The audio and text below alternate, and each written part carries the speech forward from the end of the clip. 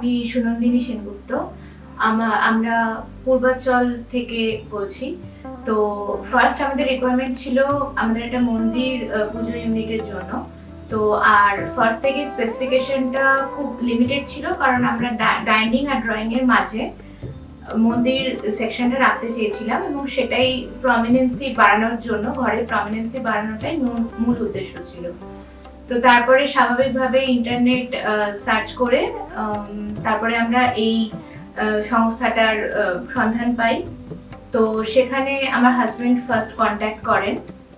তো সেখানে কন্ট্যাক্ট করার পর আমরা ওনাদের অফিসে যাই এবং আমরা আমাদের পুরো যা যা স্পেসিফিকেশন সেগুলো আমরা ডিটেইলিং করি ওখানে। তো ওখানে আমাদের আলোচনা হয় এবং সেখান থেকে ফার্স্ট আমাদের মেন টার্গেট ছিল বাজেটকে ফিক্স রেখে আমাদের রিকোয়ারমেন্টগুলো কভার করা। আমি শিবাশিস ভট্টাচার্য।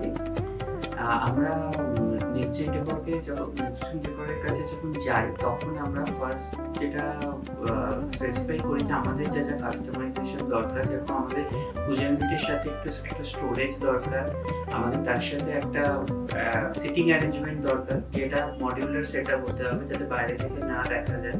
সেই জিনিসগুলো আমরা ওনাদের বলি।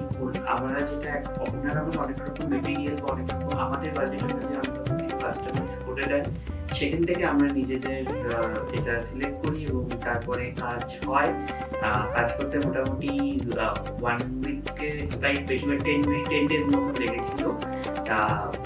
আমরা যা চেয়েছিলাম সেটাই পেয়েছি। আমাদের যা যা ছিল আমাদের তার আগে 3D যে ইমেজ দেওয়া হয়, সেই 3D ইমেজের সাথে সাথে আমরা একদম এটা ম্যাচিং করে আমাদের কাজ। এবং 3D ইমেজটা এতটাই সুন্দর ছিল যে কাজ শুরু হওয়ার আগেই আমরা বুঝতে পেরে গেছিলাম যে এটা কি হতে চলেছে।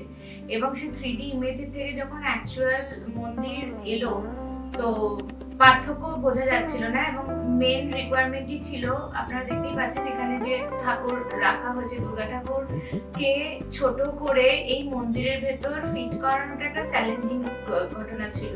তো সেখানে প্রত্যেকটা মেজারমেন্টকে ওনারা এত অ্যাপ্রোপ্রিয়েটলি মেনটেন করেছিলেন বলে আমরা ঠাকুর এবং তার সাথে সাথে পেছনের ব্যাকগ্রাউন্ডকেও মানে রাখতে পেরেছি। তো ওনাদেরকে অনেক ধন্যবাদ। শুধু কাজ বলে না, কাজের পরের যে জিনিসটা মেনশন না করলেই নয়, কাজের পরে জায়গাটাকে ক্লিন করে তারপরে মানে এই সাইড থেকে বেরোনো, সেটাও ওনারা খুব সুন্দর করে মেনটেন করেছিলেন। কারণ আমাদের একটা চলতি বাড়িতে সেটা একটা প্রায়োরিটি দিতেই হয়। মানে কাজ শেষে নোংরা করে বেরিয়ে গেলে বাড়ির লোকের যে অসুবিধা হতে পারে, সেটা ওনারা সম্পূর্ণই মাথায় রেখেছিলেন। তো এই জিনিসগুলো আমার খুব ভালো লেগেছে।